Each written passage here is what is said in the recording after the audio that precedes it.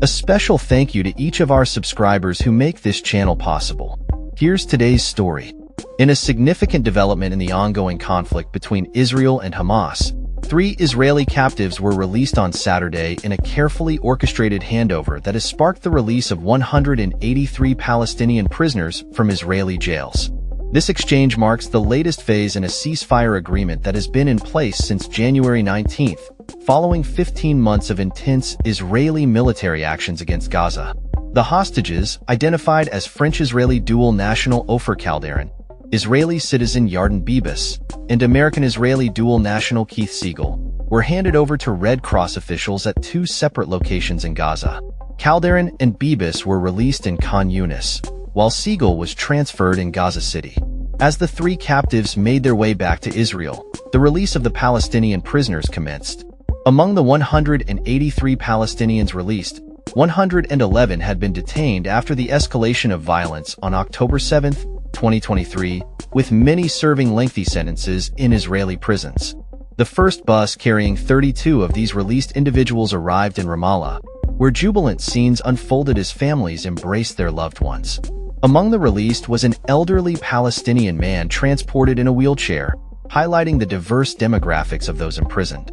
The atmosphere at the handover sites was notably different from previous exchanges, which had often descended into chaos. Observers noted that Hamas fighters were present to manage the crowd and ensure a smooth process. Al Jazeera's Tariq Abu Azam described the handover as well-organized, contrasting it with the tense and chaotic scenes of prior releases. The situation underscores Hamas's ability to maintain control and order despite the ongoing Israeli bombardments, as noted by Middle East political expert Luciano Zakara. As the hostages were welcomed back in Israel, they underwent initial medical checks before reuniting with their families.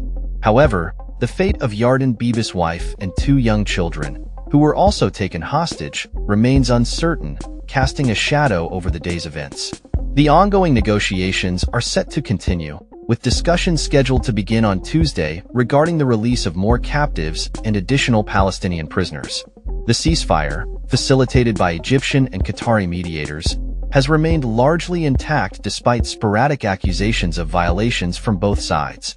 Meanwhile, the Rafah border crossing between Gaza and Egypt is anticipated to reopen, allowing for the evacuation of sick Palestinians needing urgent medical treatment. This development is seen as a vital step for humanitarian relief efforts in the region.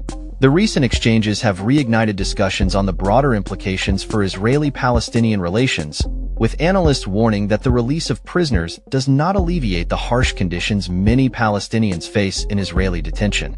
The ongoing conflict has resulted in significant casualties on both sides, with over 1,139 Israelis killed during the Hamas attack on October 7th, and more than 47,000 Palestinians dead due to the subsequent Israeli military campaign. As the situation continues to evolve, the international community watches closely, hoping for a resolution that brings lasting peace to the region. That's all for this story. We upload videos every day covering many different subjects, so hit that subscribe button to stay informed. Thanks for watching.